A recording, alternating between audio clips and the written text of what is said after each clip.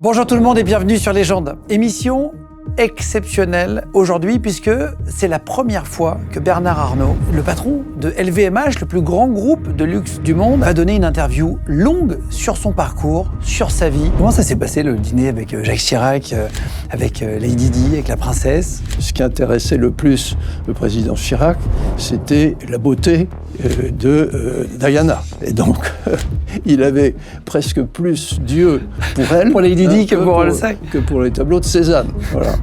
En 1984, vous rachetez le groupe Boussac qui est en faillite à ce moment-là. C'est un groupe qui va pas forcément très bien. On avait 12 000 personnes, on s'était engagé à en garder 10 000. Le groupe qu'on a bâti à partir de là, aujourd'hui, 200 000 personnes. À chaque fois, on voit Bernard Arnault a un jet privé, par exemple. Ça vous a été beaucoup reproché aussi. On voulait même me suivre à la trace. Alors maintenant, j'ai réglé le problème. Il y a quelques années, je l'ai vendu. J'ai plus de jet privé. Maintenant, quand ça m'arrive de faire ça, je loue un avion. Bonjour tout le monde et bienvenue sur Légende. Émission exceptionnelle aujourd'hui puisque c'est la première fois que Bernard Arnault va donner une interview longue sur son parcours, sur sa vie. Le patron de LVMH, le plus grand groupe de luxe du monde, avec plus de 75 maisons à l'intérieur, avec notamment Louis Vuitton, Moet Hennessy, mais aussi Tiffany & Co. Il y a des marques comme Dior, de très belles marques comme Loro Piana aussi. On va lui poser toutes les questions. Il m'a autorisé à lui poser vraiment toutes les questions, non seulement sur son parcours, comprendre vraiment les piliers de sa vie, les pivots aussi, ce qui a permis vraiment de grandir, et très vite d'ailleurs, vous allez voir, la société familiale, comment il l'a reprise, comment il l'a fait exploser ensuite, l'affaire Boussac, comment est-ce qu'il a pris contrôle ensuite de LVMH, qui est aujourd'hui le plus grand groupe de luxe du monde. Juste avant de commencer l'émission avec Bernard Arnault, vous pouvez vous abonner en 30 secondes sur notre chaîne YouTube, les amis, ça vous prend vraiment 2 secondes. Vous êtes entre 150 000 et 200 000 à vous abonner à Légende chaque mois de plus, donc merci beaucoup pour ça. N'hésitez pas à commenter l'émission et puis à la liker. Et puis en podcast audio, vous pouvez nous écouter et suivre les émissions sur Spotify, Deezer, Apple Podcast et Amazon Podcast. En tout cas, quoi qu'il arrive, 3 fois par semaine, merci beaucoup de faire de Légende le premier podcast de France. Et c'est parti maintenant pour une émission exceptionnelle avec Bernard Arnault sur Légende. Bonjour, Bernard Arnault sur Légende. Bienvenue Monsieur Arnault, je vous reprends le clap. Merci d'avoir accepté l'invitation. Je suis très heureux de vous recevoir. C'est un plaisir. Je sais que vous faites très très peu d'interviews. Oui. Sur Légende, on reçoit des invités qui racontent leur parcours pour comprendre la flamme intérieure, pour comprendre aussi toutes vos étapes de vie. Pourquoi est-ce que vous avez accepté? Je vous remercie encore, mais c'est tellement rare. Parce que vous m'avez convaincu d'abord, parce que j'ai regardé un certain nombre de vos podcasts que je trouve excellents. Merci beaucoup. Et je pense que c'est une occasion intéressante de parler du groupe LVMH et de ce que j'ai fait de manière directe. Vous m'avez dit que je pouvais vous poser vraiment toutes les questions pour refaire le parcours. Quelle est votre définition du luxe à vous? Alors, je vais peut-être vous étonner, mais le luxe n'est pas un mot qui me plaît particulièrement. Ah bon? Parce qu'il est souvent associé de manière un peu péjorative à des aspects qui n'ont rien à voir avec notre activité. La frivolité, la superficialité, l'inutilité, le bling-bling, etc. Alors que nos métiers, les métiers du groupe, sont des métiers artisanaux qui fabriquent, qui créent des produits de très haute qualité, qui n'ont rien à voir avec ce côté frivole que le luxe apporte quand on l'utilise.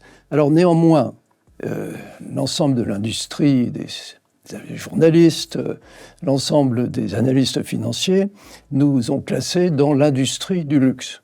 D'ailleurs, les 2 mots sont imparfaits, parce que d'abord, on ne pense pas que nous soyons une industrie, mais plutôt un ensemble d'artisans et de créateurs qui fabriquent des produits en quantité limitée tout à fait exceptionnelle et de la plus haute qualité. Donc rien à voir avec la frivolité, la superficialité, etc. Alors, je vis quand même avec cette définition, l'industrie du luxe. Mais je n'y adhère pas complètement au niveau de la phraséologie. Vous êtes très produit, vous êtes un amoureux du produit. Oui, mais il faut, quand on dirige des métiers qui sont des métiers artisanaux, avec de nombreuses personnalités créatives, avec des artisans qui sont souvent de eux-mêmes presque des créateurs. Je pense à nos horlogers que vous connaissez. Ce sont vraiment des métiers où il faut être près du produit. La réussite à long terme, c'est le produit. Et en plus, dans l'industrie du luxe, il faudrait regrouper le patrimoine français, la vision de la France dans le monde. Vous voyez, tout ça, c'est un ensemble de choses très raffinées, de haute qualité, qui n'est pas bien évoqué avec la définition globale. Bon, c'est tout. Maintenant, elle est répandue partout, donc on ne peut pas en changer. C'est quoi le produit qui représente le mieux le luxe pour vous? C'est très difficile. Elle est dure, cette question. Non, mais ça, c'est très difficile, parce que il y en a beaucoup. Des produits qui sont des produits représentant nos activités, il y en a énormément. J'aurais dû apporter, par exemple, la montre qui a été fabriquée par Louis Vuitton, et cet atelier, la Fabrique du Temps à Genève que vous connaissez, où on a fabriqué une montre avec un mécanisme extraordinaire, avec à l'intérieur un automate, et sur le cadran, nous avons le portrait d'Einstein. Et quand on tourne un peu le mécanisme, Einstein tire la langue. Vous voyez, ça, c'est un produit exceptionnel. Voilà. Je crois qu'il y a l'œil qui bouge, non? Il n'y a pas quelque chose dans l'œil? Oui, il y a l'œil qui bouge aussi, il fait un petit clin d'œil. Enfin, vous savez, cette photo où il tire la langue. Voilà. Ouais. Donc on arrive à la photo où il tire la langue. C'est extraordinaire. Il n'y en a eu que 2 modèles de fait. Oh là là. Ah oui. On a fait un reportage, ça vous intéresse d'aller le voir, avec Jean, votre fils, qui gère aujourd'hui les montres, l'horlogerie Louis Vuitton. Si vous l'allez voir, et les horlogers sont exceptionnels aussi, on les embrasse. Ça, c'est un sommet. Michel Enrico. C'est un sommet de la précision, de l'artisanat. Je pense que la Fabrique du Temps, c'est probablement aujourd'hui l'atelier d'horlogerie le plus exceptionnel au monde. Est-ce qu'il y a quelque chose de gratuit que vous considérez comme un luxe? Oui, gratuit. Le luxe, je dirais, en ce qui me concerne, et qui est rattaché aussi pas mal à nos métiers, et qui est gratuit, c'est le temps. Alors c'est gratuit d'une certaine façon, mais on en manque toujours. Et en ce qui me concerne en particulier. Voilà. Mais le temps, c'est un paramètre fondamental, parce que quand on fabrique des projets de très haute qualité, il faut les faire avec le temps. Il faut être patient, quelquefois on les refait, et quand on est très occupé à diriger des marques comme celle-là, avec des voyages incessants dans le monde entier, le temps est une donnée qui est difficile à trouver et qui manque souvent, voilà, même si elle est gratuite. Vous travaillez tout le temps? Vous arrivez à prendre des vacances, à vous reposer avec... Oui, bien sûr. Oui. Je prends des vacances régulièrement. Bon, c'est indispensable de se changer les idées, de penser à quelque chose d'autre pendant une période. Mais je travaille, mais je crois que je vous l'avais déjà évoqué quand on s'était vu avant l'émission. En même temps, je m'amuse. Vous voyez ? Donc, ça permet de travailler beaucoup sans souffrir. Oui. Vous aimez ce que vous faites? C'est une passion, l'entrepreneuriat? Oui, c'est une passion, oui. J'ai appris en préparant l'émission est-ce que vous vous occupez aussi de l'artistique? Parce que vous vous occupez du business, vous êtes extrêmement fort, vous avez le flair. Et est-ce que vous vous occupez aussi de l'artistique dans les maisons? Je suis très impliqué, effectivement, dans les produits. Ça m'a toujours beaucoup plu.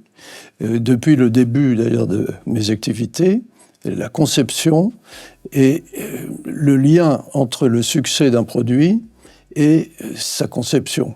Alors, dans les marques de luxe, ce qui est évidemment au centre de la conception, c'est le travail des créateurs, des artisans, mais il faut également réussir à ce que les produits qui ont été conçus aient un succès dans le monde entier. Vous voyez ? Et donc, nécessairement, les dirigeants des différentes marques, et moi-même, très régulièrement, je m'en occupe. Je m'en occupe avec eux, on a des discussions, et j'ai une certaine aptitude, je crois, à voir ce qui va marcher. Voilà. Et donc, je le fais régulièrement, et souvent, on arrive à concevoir des produits. Je peux vous donner des exemples. Oui, comme quoi, comme produit, par exemple, vous intéresser. Par exemple, lorsqu'on a invité, en 1995, la princesse de Galles à inaugurer l'exposition Cézanne au Grand Palais. Lady Di à l'époque, ouais. Madame Chirac m'appelle en me disant « Mais est-ce que vous avez une idée de cadeau pour Lady Diana, qu'on va recevoir et qui va venir prendre le thé avec vous à l'Élysée ?» Bon, ça c'était 2 jours ou 3 jours avant. Et au même moment, on était en train, chez Dior, de lancer un nouveau produit avec son dirigeant, Sidney Toledano, et son créateur. Et donc on s'est dit, mais au fond, est-ce que ce produit, qui était un sac en cuir matelassé avec l'emblématique canage de Dior, pourrait l'intéresser? Et le président de Dior à l'époque, Sidney, s'est occupé très vite de réunir tout ça. Je suis allé avec lui, on a passé une demi-journée à travailler là-dessus, et on a obtenu un résultat qui, vous connaissez sûrement maintenant, qui s'appelle le sac Lady Dior, qu'on a donné, que Madame Chirac a donné à la princesse, et Lady Dior, ça lui a beaucoup plu. Et elle a acheté plusieurs modèles, elle s'est promenée dans le monde entier avec ce sac qui est devenu une icône de la maison Dior. Voilà. Comment ça s'est passé le dîner avec Jacques Chirac, avec Lady Di, avec la princesse? Comment ça s'est passé? C'était pas un dîner. Jacques Chirac n'est pas venu au dîner.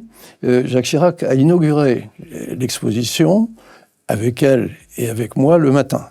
Et pendant l'exposition, le tableau de Cézanne était magnifique, mais j'ai bien vu que ce qui intéressait le plus le président Chirac, c'était la beauté de Diana. Et donc, il avait presque plus d'yeux pour elle pour Lady Di que pour le sac. Que pour les tableaux de Cézanne. Voilà. Et après, on est allé prendre le thé à l'Élysée. Juste avant que l'émission reprenne, je suis très heureux de vous annoncer la sortie du livre sur l'histoire de Légende aux éditions Hors Cadre. Pour la première fois, je raconte non seulement mon parcours, mais surtout les coulisses de l'aventure Légende, les voyages qui tournent mal, les doutes, les critiques, les attaques, mais aussi les rencontres extraordinaires qu'on a pu vivre et les moments les plus marquants qu'on n'a jamais pu raconter ici à l'antenne. Alors toutes les informations pour commander le livre sont dans la description de la vidéo et du podcast audio. Vous êtes né à Roubaix. Je vais refaire votre parcours, si vous voulez bien. On va commencer pour comprendre vraiment étape par étape. Comme vous voulez. Le 5 mars 1949, à Roubaix, votre papa était ingénieur. Il dirigeait Ferré-Savinel, entreprise de BTP. Votre maman était la fille du créateur de Ferré-Savinel, pour comprendre comment ça fonctionnait. Vos parents se sont rencontrés au travail à l'époque. Quelles valeurs ils vous ont appris? Comment vous avez été éduqué sur quelles valeurs? On avait des valeurs familiales très, très intenses. D'abord, il régnait dans la famille un amour entre les enfants, les parents, les grands-parents, formidable. Ils étaient, comme vous l'avez indiqué, dirigeants de l'entreprise près de laquelle mes parents habitaient, et ils avaient donc un sens de l'effort, un sens du travail qu'ils avaient inculqué à leurs enfants, à leurs petits-enfants, donc en partie à ma personne. Et ils étaient très exigeants. Leur valeur principale, c'était la loyauté, la confiance, le sens du devoir. Ma grand-mère était très catholique, et on était dans une ambiance vraiment aimante, familiale, et d'une chaleur extraordinaire. Voilà. Avec beaucoup d'amour? Beaucoup d'amour, réciproque. Moi, j'adorais mes grands-parents, par exemple. Voilà. Vous avez racheté la maison de votre grand-mère? Non, je n'ai jamais vendu, mais je l'ai refaite. Je l'ai refaite parce que cette maison qui faisait partie du site de l'entreprise familiale est une maison qui avait été squattée. Que moi j'étais parti, qu'il n'y avait plus personne, que l'entreprise s'était déplacée. Et donc, quand j'ai vu ça, j'ai décidé de la rénover comme elle était à l'époque. Avec les meubles de l'époque? J'ai retrouvé une bonne partie des meubles, oui, parce que lorsque ma grand-mère a disparu, les meubles ont été répartis dans la famille, Et j'ai demandé à certains membres de la famille, à mes cousines, à certains de mes oncles et tantes, si je pouvais récupérer les meubles. Et j'ai essayé de la remeubler comme elle était à l'époque. Il faut dire que j'ai vécu 20 ans dans cette maison. En plus, les bureaux étaient toujours là, donc j'ai aussi rénové les bureaux. Et ces bureaux, j'en ai fait à la fois un centre pour la formation des ingénieurs de l'EDEC et un centre pour LIVE, qui est l'Institut pour le retour à l'activité que j'ai monté, que j'ai financé et qui est dirigé par Madame Macron. Vous y retournez parfois dans cette maison ? Oui, j'essaye d'y retourner au moins une fois par an, absolument. Oui. Et c'est toujours très émouvant. D'ailleurs, je l'ai fait visiter aussi à la première dame actuelle, et c'est tout à fait touchant. Moi, ça me rappelle beaucoup de souvenirs. C'est là que j'ai préparé le concours de Polytechnique, c'est là que j'ai passé mon enfance, voilà. Avec... je ne vais pas vous raconter tout ça, mais... Non, mais on va y revenir, si vous voulez bien, dans 2 minutes sur Polytechnique. J'ai entendu quelque chose, c'est que vous aviez mis un bulletin scolaire dans le cercueil de votre grand-père. Oui. Je ne sais pas si c'était vrai ou pas. Mon grand-père, et c'est réciproque, m'adorait. Mon grand-père, c'est le premier qui m'a emmené visiter des chantiers de construction.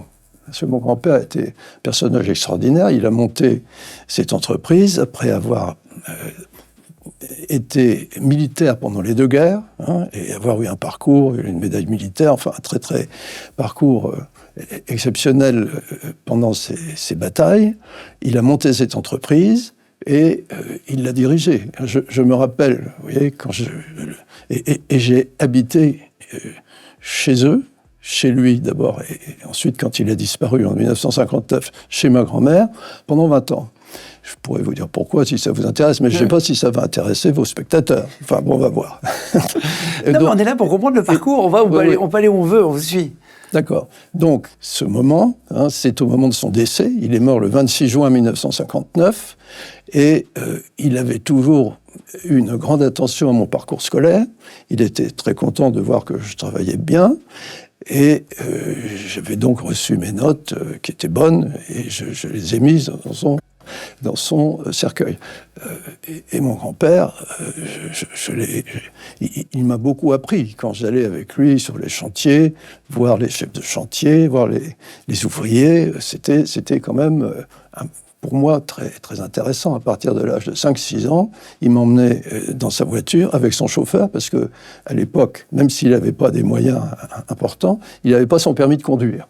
Donc, un chauffeur, il était toujours devant avec le chauffeur, et je me rappellerai toujours, quand je dormais dans cette maison, vous voyez, pour vous dire d'où on vient, j'entendais passer le matin les chevaux qui emmenaient les matériaux sur les chantiers, parce qu'il y avait des camions, mais il y avait encore des chevaux, des gros chevaux de trait. C'est votre maman qui vous a donné le goût du travail, votre grand-père, c'est un mélange de tout ça ? Pour comprendre d'où ça vient. Vous dites, c'était une valeur familiale. C'était mon grand-père et mon père, c'était des entrepreneurs. Ils faisaient marcher, développer mon grand-père à partir de zéro.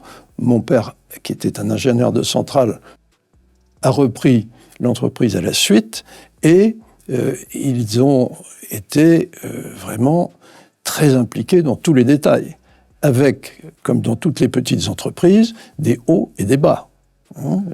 Quand mon grand-père est mort, en 59, nous allions toujours en vacances à l'époque auprès de la mer du Nord, pas très loin, et mon père n'est pas parti. Parce que, comme mon grand-père était mort, les banques commençaient à dire « Attention, faire attention, est-ce qu'on va pouvoir continuer à financer les travaux, les crédits, etc. » Vous voyez ? Donc, par la suite, ça m'est jamais arrivé. Mais quand même, c'est assez... ça reste. Donc, et ils m'ont donné le goût de travailler dans l'entreprise. Je peux vous poser une question plus personnelle. Oui. Quand on a une grande fortune, comment est-ce qu'on donne le goût du travail à ses enfants ? Parce que vous avez des enfants qui sont brillants. On va revenir après, mais... Vous avancez de 50 ans, là. Vous l'avez eu, oui. Le goût du travail. Comment vous l'avez transmis à vos enfants ? À une échelle différente, c'était la même ambiance. Parce que mes enfants, très vite, je leur ai montré ce que c'était qu'une entreprise, je leur ai parlé de la façon dont je dirigeais l'entreprise. Ils ont suivi tous les parcours d'investissement, de création, d'implantation dans le monde entier que j'ai réalisé. Ça les a tout de suite intéressés et je leur ai dit également, si vous voulez un jour participer à tout ça d'une manière ou d'une autre, vous avez vraiment la nécessité de faire de bonnes études, parce que sinon, c'est pas possible. D'autant que nous avons des relations dans ce milieu-là, où on voit les enfants, quand les parents ont une certaine fortune, dépenser, acheter des grosses voitures, passer leur soirée dans des soirées et d'autres choses encore. Donc voilà, c'est comme ça que j'ai réussi, et je pense à les motiver. Et en plus, ils étaient tous de façon diverse, assez doués dans ce qu'ils entreprenaient au niveau des études. J'allais vous demander, est-ce qu'ils étaient bons à l'école ou pas? Qu'est-ce qui se passe si les notes n'étaient pas bonnes? J'essayais de m'en occuper. Et j'ai un fils, par exemple, quand il passait son baccalauréat, pour lequel je rentrais le soir à 18h pour lui faire des problèmes de maths. Oui. Ah oui. Parce qu'il n'était pas assez fort en maths pour l'aider à monter? Il était très bon en lettres, puisqu'il a présenté le concours général. En maths, c'était un peu plus difficile. Donc, on ne dit pas son prénom, alors? Non. Non. Mais il est très bon. Mais voilà, et il a eu besoin de cet électrochoc pour se mettre à vraiment travailler. Il a eu son bac facilement, mais je faisais des problèmes de maths. Il y en a un autre avec lequel j'ai un peu plus de mal à suivre, parce qu'il était très bon en maths. Ah, c'était le contraire, c'était vous qui aviez du mal à suivre? Oui, moi j'étais très bon en maths aussi, j'étais bon en maths, voilà. Mais lui, d'abord c'était nombreuses années après moi, donc les maths avaient évolué. Et je l'ai accompagné quelquefois Et une fois, il m'a demandé d'aller écouter un oral dans un concours, Normal Sup. Il avait déjà été... je savais qu'il était grand admissible à l'X, et il m'a dit, viens donc écouter mon oral de Normal Sup. Donc j'y suis allé. Et j'ai écouté. Je me suis mis dans le fond de la salle, parce que j'étais déjà un peu connu pour ne pas me faire repérer. Et donc, j'ai vu un énoncé écrit par le prof sur le tableau. Bon. Et ensuite, mon fils, je ne vous donnerai pas le prénom non plus, c'est pas la peine, restait sec pendant 30 minutes. Je me rappelle encore du sujet, c'était sujet sur les équations différentielles. Bon, si ça vous dit quelque chose, mais c'est assez complexe. Et donc, je me dis, ça y est, il est cuit, ça ne va jamais marcher. Et après, une demi-heure, il remplit le tableau, et je crois qu'il a eu 18, il est rentré il était reçu dans les premiers Normal Sup. Après, j'ai dû le convaincre que c'était mieux, s'il voulait rentrer dans les affaires, d'aller à Polytechnique. Vous avez fait Polytechnique, vous réussissez le concours en 1969. Oui. À l'époque, vous allez être diplômé en 1971. On connaît le prestige de l'école. Qu'est-ce qu'on y fait à Polytechnique? Qu'est-ce qu'on apprend là-bas, concrètement? Eh bien, à Polytechnique, à mon avis, le plus important, en tout cas ce que j'ai ressenti comme le plus important, on apprend d'abord la rigueur intellectuelle. D'ailleurs, dans la période de préparation aussi, quand on prépare des épreuves scientifiques, c'est quand même très rigoureux. Et ensuite, on apprend à résoudre des problèmes difficiles et à les simplifier. Voilà. Et ça, c'est ce qui m'a le plus servi, parce que dans la vie des affaires, on est souvent confronté à des problèmes difficiles. Et je crois avoir réussi à simplifier et à donner envie aux gens qui travaillent avec moi, quand ils voient un problème complexe, au lieu de passer beaucoup de temps à se torturer les méninges pour examiner les difficultés, et de les simplifier. Et souvent, ça marche bien. Et d'ailleurs, Polytechnique, j'avais un professeur de mathématiques absolument génial. C'est des souvenirs encore de prof? Oui, qui s'appelle Laurent Schwartz, qui était le premier Français à avoir la médaille Fields de mathématiques. La médaille Fields, qui est l'équivalent pour les mathématiques du prix Nobel. En 1950, il a eu ça. Et il faisait des cours absolument magistraux, qui étaient d'une clarté, pourtant dans des domaines, il est très connu pour la théorie des distributions. Eh bien, c'est quelque chose de très compliqué, mais il simplifiait tout ça. Et quand vous écoutiez son cours, dans l'amphi, à l'époque, qui était Montagne Sainte-Geneviève, vous compreniez tout de suite. C'était quelqu'un d'exceptionnel. Il y a des profs qui savent faire, passer quelque chose de compliqué. Alors, on avait une particularité commune, c'est que nous sommes nés, pas la même année, mais le même jour. Avec votre prof de l'époque Avec Laurent Schwartz, le 5 mars, oui. C'est pas pour ça que j'ai son talent mathématique. Est-ce qu'il faut être, quand on est entrepreneur, est-ce qu'il faut être bon en maths quand même? Il faut savoir compter.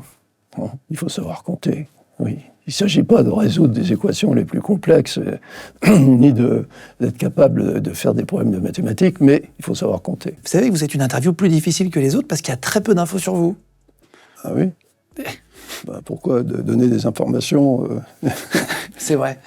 Surtout, c'est quand même assez vieux. Est-ce que vous avez encore des amis entrepreneurs de l'époque, Polytechnique? Est-ce que vous êtes fait des copains qui sont encore aujourd'hui? Oui, j'ai encore des amis de Polytechnique, absolument. Oui. Il y en a qui ont très bien réussi, d'ailleurs.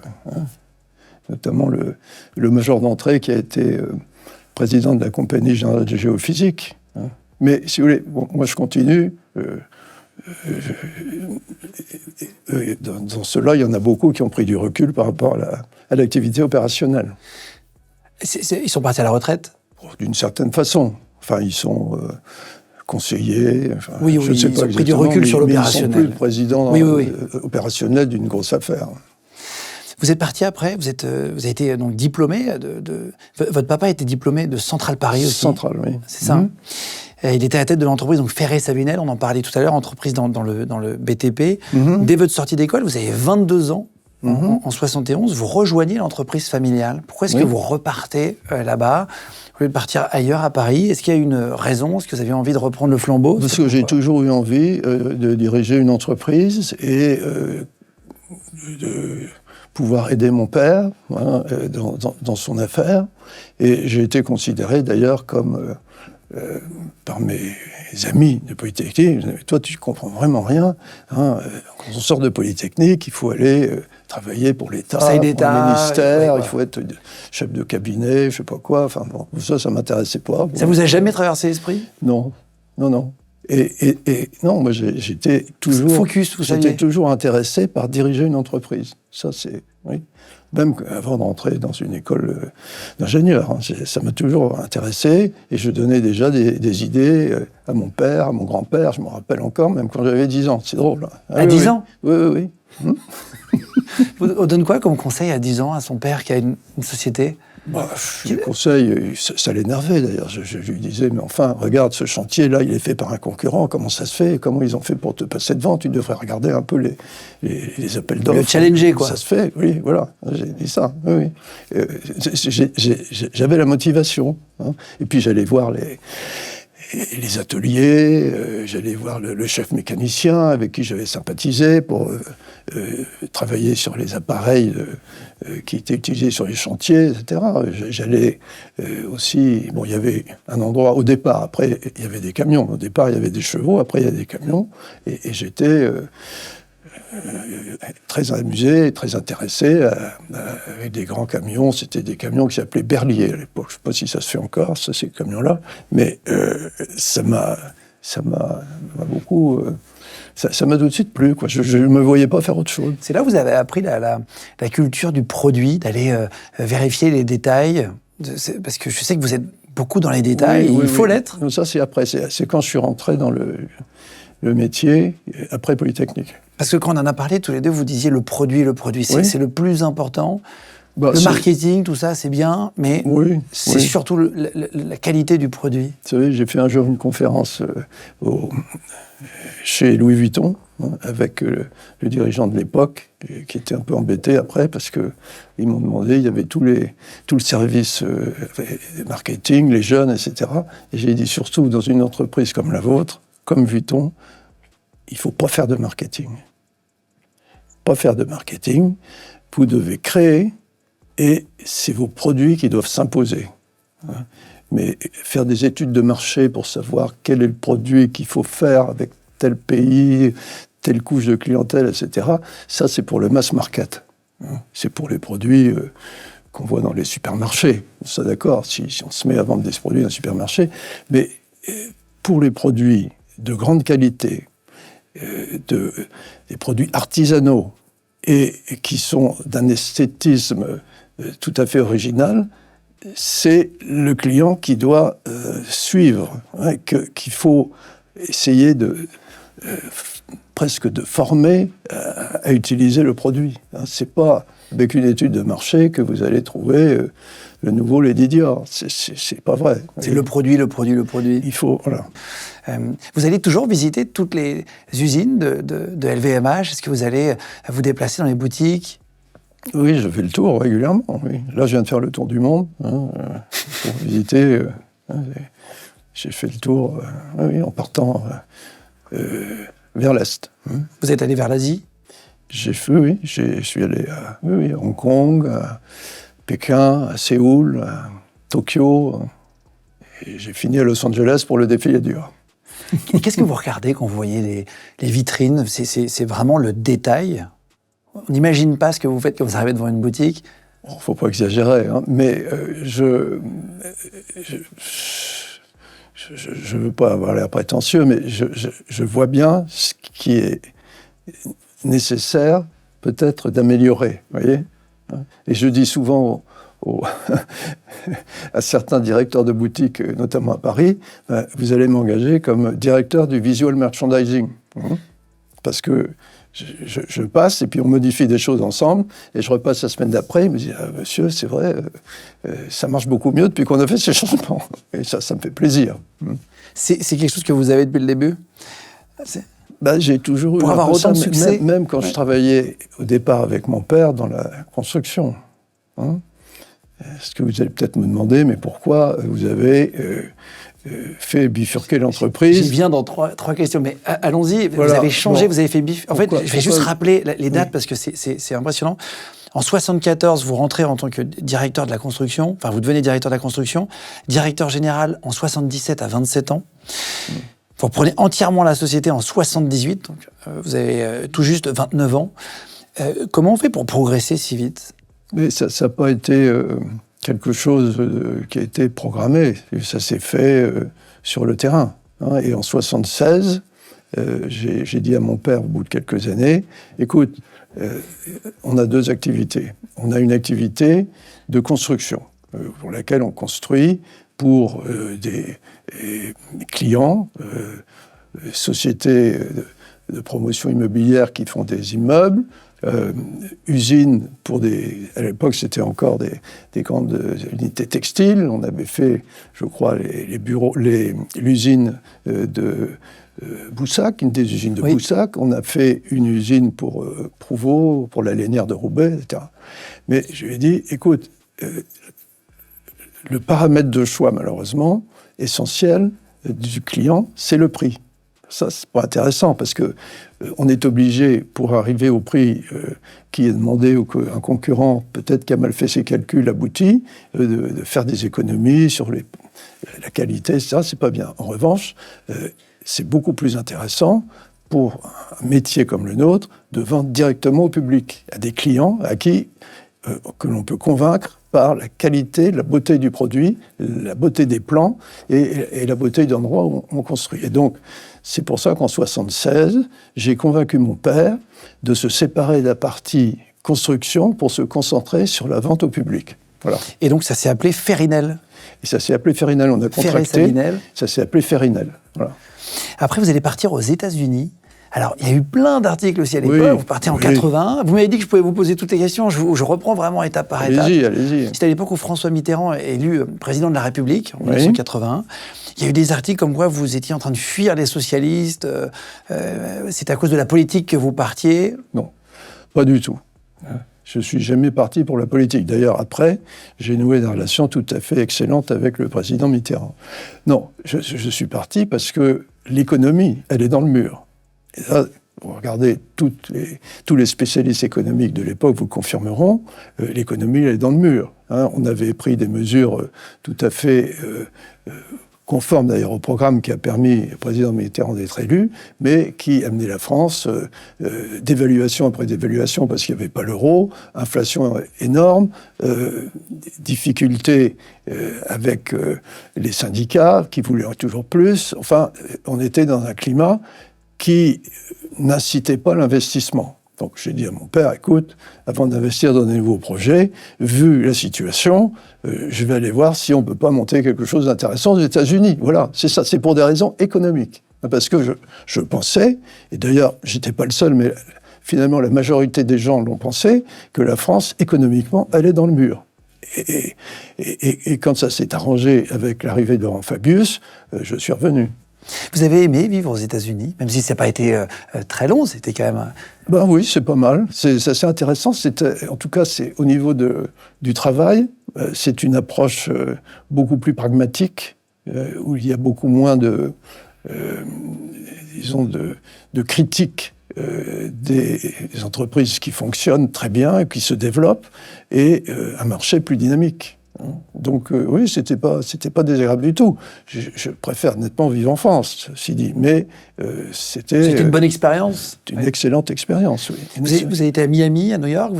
J'habitais à New York. Oui. J'habitais à New York. Mon bureau était dans le Rockefeller Center. Vous aviez rencontré Donald Trump à l'époque? Il était promoteur immobilier, si je dis pas de bêtises, à cette époque-là déjà. Oui, absolument. D'ailleurs, je crois qu'il y a un film où on me voit quand je rencontre. The Apprentice. Je ne sais plus dans quel. C'est sur l'histoire de Donald Trump. On m'a montré un film, oui.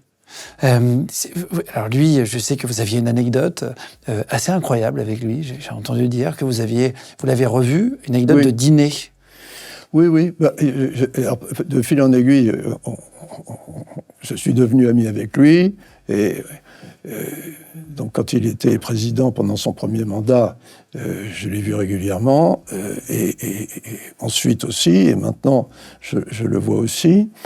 Et je visitais sur la côte est, à Miami, des boutiques avec un de mes fils. Et on était invités le soir à dîner par le président Trump. Il n'y a pas longtemps, là, hein, vous parlez de... Il n'y a pas longtemps, oui, il n'y a pas longtemps. Et donc on se promène en voiture et puis on entend la radio. C'était après la première tentative d'assassinat contre lui. Avec la balle qui lui a touché l'oreille. Avec la balle qui est passée dans l'oreille. Bon. Vous deviez dîner avec lui ce soir-là? Non. C'était après. Et on entend là, donc on avait un dîner avec lui, et j'entends à la radio que il a encore été menacé parce qu'il jouait au golf, c'était un dimanche, et qu'il y avait le service secret ont trouvé des gens dans un buisson. Un monsieur allongé qui a essayé de le tuer. Un fusil à lunettes, je sais pas quoi, enfin. Donc ils ont dû protéger le président, etc. Bon, alors là j'ai dit, Alexandre, c'est foutu, le dîner ne va pas avoir lieu. Donc on arrive dans sa maison, là, à Miami, qui est magnifique, et non, le dîner est toujours prévu. Et, très bien, on le voit chaleureux comme d'habitude, on s'assied avec lui, et il dit alors, c'est terrible ce qui est arrivé cet après-midi, et il nous répond 2-0. Voilà. Waouh. 2-0. Oui. C'est-à-dire qu'il survit une tentative d'assassinat le soir de 0. Le jour où il y a eu cette tentative, il avait été visé ce jour-là. Il était quand même de bonne humeur Ah oui, totalement. Oui. Totalement relax. Totalement relax. On est sorti de là, je sais pas, à 11h du soir. Oui. Il est comment, Donald Trump? Est-ce que vous pouvez discuter avec lui quand il y a des droits de douane, quand il y a... Je discute, oui. Je ne tiens pas toujours ce que je demande, mais je discute. Oui. Ça coûte rien de demander. Pendant son premier mandat, j'avais obtenu, quand même, pour les vins spiritueux français, qu'on soit exempté. Ah oui. On peut faire changer d'avis Donald Trump? Oui, mais il faut considérer, d'abord, que c'est l'homme le plus puissant du monde, et que, deuxièmement, c'est quelqu'un de très intelligent. Alors quand on commence à dire le contraire, discussion part mal. Et s'il sait que des personnes qu'il voit ont dit ça à son sujet, c'est normal. Moi, c'est pareil. Si des gens disent des choses désagréables qui me reviennent, j'ai pas trop envie d'être sympa avec eux. Enfin, a priori, quoi. Non ? C'est aussi humain. simple. C'est aussi simple que ça. C'est aussi simple que ça. Alors après, ça ne m'appartient pas de juger ce que fait le président des États-Unis. Est-ce que vous avez déjà pensé, vous êtes utile pour le pays, vous faites vivre, je crois, 200 000, vous avez 200 000 collaborateurs aujourd'hui. Est-ce que vous avez déjà pensé à faire de la politique? Comme vous savez bien gérer une société, est-ce que c'est la même chose que gérer un État? Quelle est votre opinion là-dessus? Je pense que c'est deux choses différentes, hein, que je n'aurai pas les qualités suffisantes nécessaires pour le faire, hein, parce que ça nécessite beaucoup d'abnégation, et ça nécessite une vocation que je n'ai pas. Il faut une vocation. Hein. Je ne l'ai pas. Et c'est quand même un métier qui n'est pas en général à très long terme. Vous voyez. Je me rappellerai toujours d'un président que je trouvais exceptionnel, qui était le président Giscard d'Estaing, hein, qui malheureusement n'est resté que 7 ans. Hein. D'ailleurs, c'est le président Mitterrand qui lui a succédé, et qui ensuite a passé le reste de sa vie à essayer de revenir. Donc c'est... Moi, bon, d'abord, je n'aurais pas les qualités pour le faire, je n'aurais pas la patience, probablement, hein. Et même si j'ai des idées sur ce qui pourrait être fait dans l'économie, etc., mais je ne souhaite pas m'en mêler de manière officielle, et je préfère beaucoup ce que je fais, qui est très amusant. Moi, je m'amuse tous les jours. Quand j'arrive au bureau, encore aujourd'hui, oui, absolument. Oui, je m'amuse tous les jours. Oui. Et donc, je pense que je n'aurai jamais le même plaisir en politique aujourd'hui. En politique. Quand je vois situations dans lesquelles il faut faire des compromis dans tous les sens, en ce moment, par exemple, c'est extrêmement difficile, hein, pour ces responsables. C'est très, très difficile. Donc, je ne me vois pas là-dedans. Non. Est-ce que vous dites parfois, quand on dit quelque chose de mal, on n'a pas envie d'être ami avec les gens? Oui. Est-ce que vous regardez ce qu'on dit de vous dans les médias, ou vous en fichez, ou vous ne regardez pas? Quelle est votre opinion là-dessus? Parce qu'on parle souvent de vous. Oui, mais ça me laisse complètement froid. Et dans la plupart des cas, je ne regarde même pas. Et on me dit, mais enfin, t'as vu cet article? Non, je n'ai pas vu. Je ne vais pas le lire. Je m'en fous complètement. C'est vrai? Absolument. Oui. Mais c'est l'attitude à avoir. En France, quand on réussit un peu, immédiatement on est critiqué. Hein, bon, voilà, c'est tout. Par des gens souvent qui ne comprennent pas ce qu'on fait ou qui veulent critiquer pour différentes raisons qui leur sont propres. À quoi ça sert? C'est pas la peine de se polluer l'esprit avec ça, à mon avis. Hein. Non, mais il pourrait y avoir humainement quelque chose qui vous a blessé. Ça peut arriver, même si on n'en a rien à faire, ou voir quelque chose où on se sent blessé parce qu'on travaille pour quelque chose. Et justement, il y a quelque chose qui sort, qui est complètement faux. Il y a des tas de choses fausses qui ont été dites, oui. Vous avez des fautes de A à Z. Fautes de A, ah oui? Mais de A à Z. Je vous donne un exemple. Vous allez peut-être me poser une question. Ça m'a toujours étonné, ça. Sur l'immeuble Princess qu'on a construit aux États-Unis avec Michael Burke. Alors, vous partez aux États-Unis, Michael Burke, je vais juste me permettre de dire, parce que c'est fou, vous travaillez encore avec lui aujourd'hui. Oui. Et vous lui avez demandé de vous accompagner et de vous aider parce qu'il parlait anglais à l'époque. C'était votre stagiaire, non? Il était à l'EDEC et je l'avais pris comme stagiaire parce que, évidemment, il avait la double nationalité américaine et française. Il parlait bien anglais. Donc il parlait pas mal anglais, oui. Bon, et en plus, c'est quelqu'un de brillantissime. Il est toujours dans le groupe aujourd'hui, hein? Il est toujours avec moi aujourd'hui. Oui, il est président d'LVMH USA. Et il est rentré avec vous en tant que stagiaire, c'est rigolo. Oui, mais ça, la fidélité, ça compte dans les affaires quand même, vous voyez. Et donc, cette opération immobilière, la première opération immobilière que je fais en 81 quand je pars aux États-Unis avec lui, on fait ce bâtiment Princess. C'était le nom du bâtiment, ouais. Magnifique bâtiment qui est toujours là. D'ailleurs, j'ai eu au téléphone il y a une semaine, il m'a dit « Tiens, je suis passé devant ». Bon, alors ça, j'ai jamais compris pourquoi. Les gens disent ça, que c'était un flop. On n'a jamais fait une opération immobilière aussi réussie et aussi profitable. Ah ouais. Même vous, ça vous étonne. Ça m'étonne parce que quand j'ai tapé, parce que je trouve ça intéressant de savoir les échecs. Oui. Non pas pour dire vous avez fait un échec, mais pour comprendre. C'est sûrement dans les listes des échecs, mais c'est dit C'est partout. votre numéro 1 quand on demande Oui, voilà. Oui. Et ben, sur Google. C'est probablement la plus belle opération immobilière que j'ai jamais faite. Et sauf appelez Michael Burke. Demandez-lui, vous verrez. Je vais vous expliquer, c'est lui qui était aux manettes. On n'a jamais fait rien d'aussi rentable. Et pourquoi ils ont transformé ça en échec? Bah, allez savoir, j'en sais rien. Je ne peux pas vous le dire, j'en sais rien du tout. Incroyable. Oui, à chaque fois on voit Bernard Arnault a un jet privé, par exemple. Oui. Ça vous a été beaucoup reproché aussi. Est-ce oui, que... oui. Ça c'est pour d'autres raisons. Mais ça, le jet privé, c'est pour d'autres raisons. Hein. On voulait même me suivre à la trace. Alors maintenant, j'ai réglé le problème. Il y a quelques années, je l'ai vendu. J'ai plus de jet privé.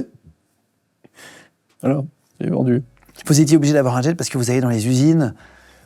Si vous voulez, chaque semaine. Non, mais quand on fait le tour du monde, qu'on va dans 3 ou 4 villes de Chine, qu'ensuite on va à Macao, qu'on va à Séoul, et qu'on va dans une autre ville de Corée, on va au Japon, 2 villes du Japon, ensuite on part pour Los Angeles, tout ça, et on fait ça en une semaine.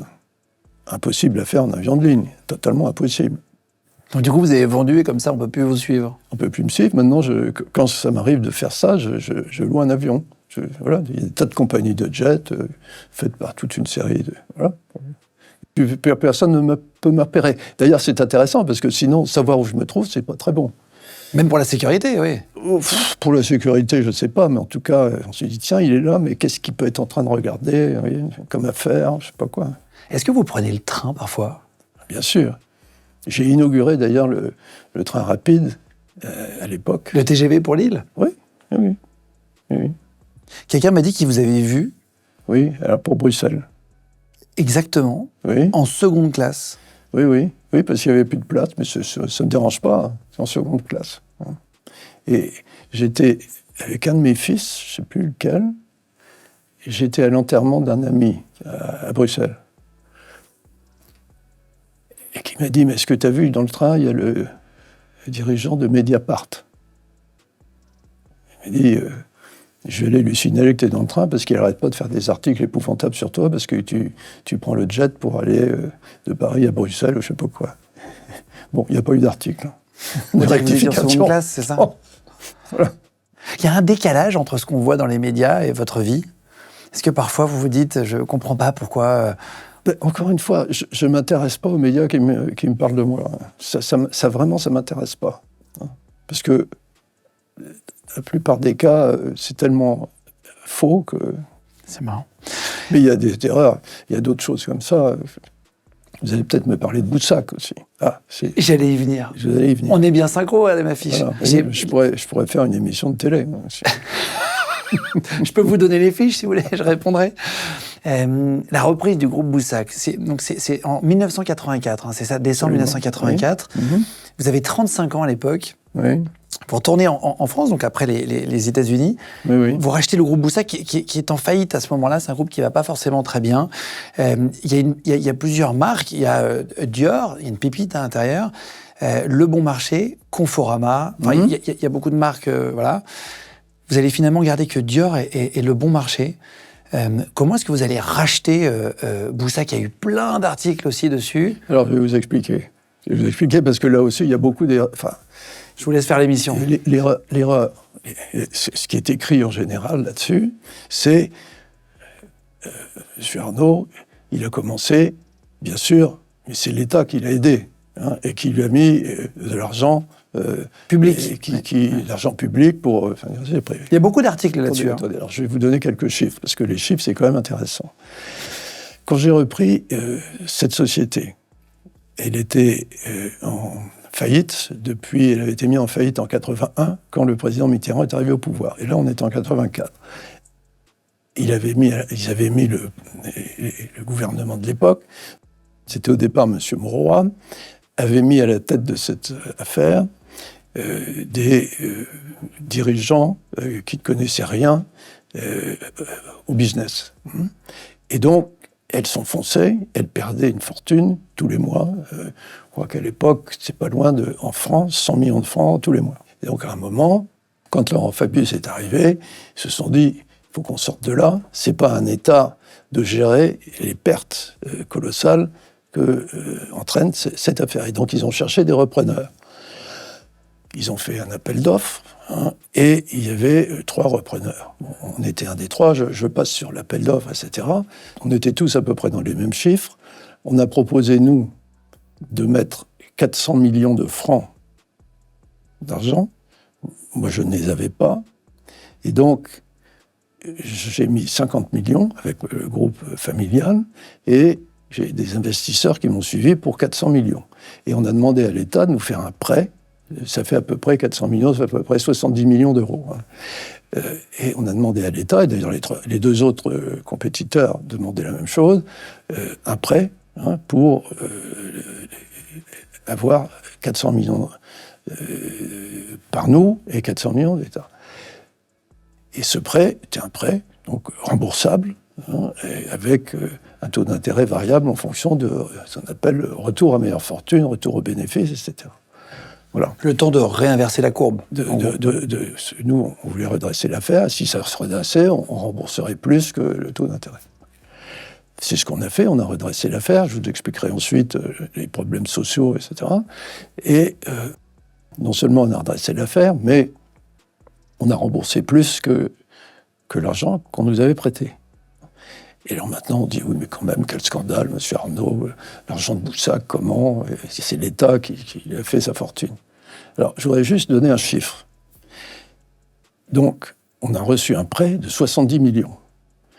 Depuis cette époque, le groupe que j'ai monté, à partir de ça, a payé à l'État, donc 70 millions d'euros l'équivalent, a payé à l'État sous la forme d'impôts et de charges sociales, 40 milliards. OK ? Donc, il s'agit là, et on peut féliciter le Premier ministre Fabius de l'époque, du meilleur investissement jamais fait par l'État français à aucun moment.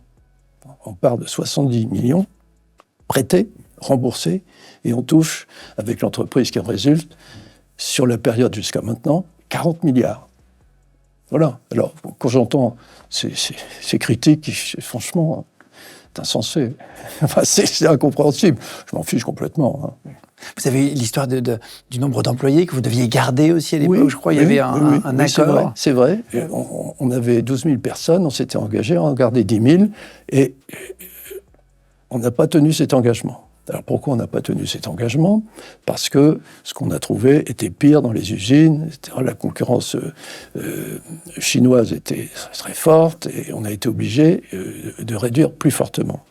Et là aussi, à l'époque, 12 000 personnes à peu près quand on arrive. Le groupe qu'on a bâti à partir de là, aujourd'hui, mondialement, en direct, 220 000 personnes. Okay.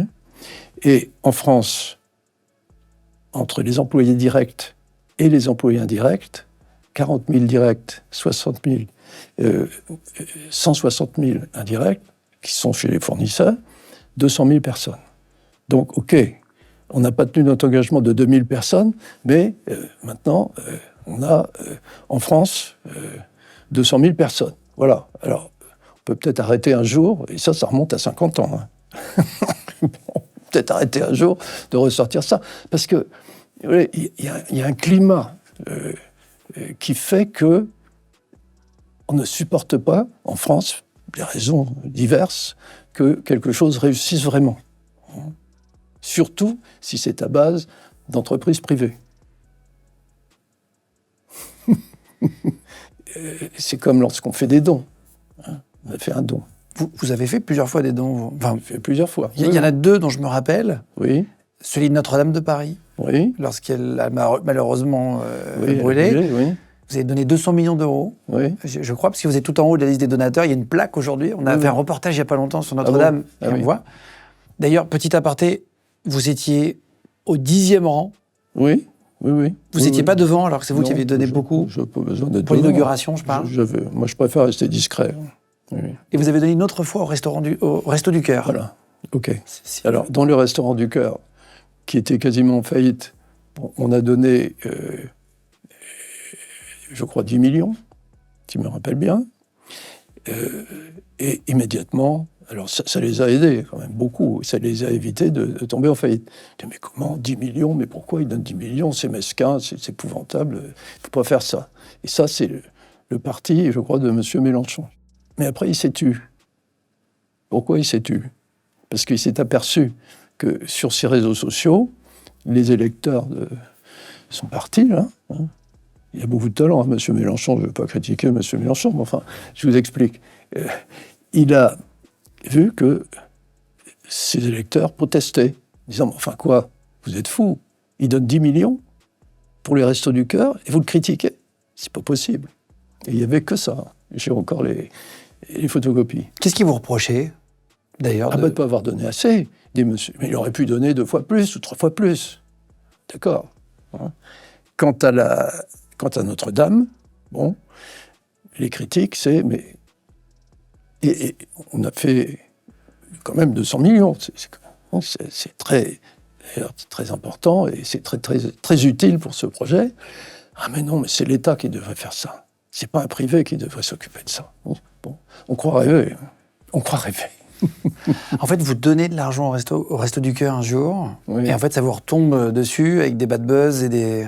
Faut pas exagérer. C'est une critique d'un homme politique qui vous leur répondez parfois qui voulait faire de la com. Non, bah non. Vous répondez jamais, non? Bon, sous les jeux disent non. Il y en a un autre qui fait pour lequel je suis... Enfin, maintenant, ça s'est ralenti, mais j'étais un outil de marketing.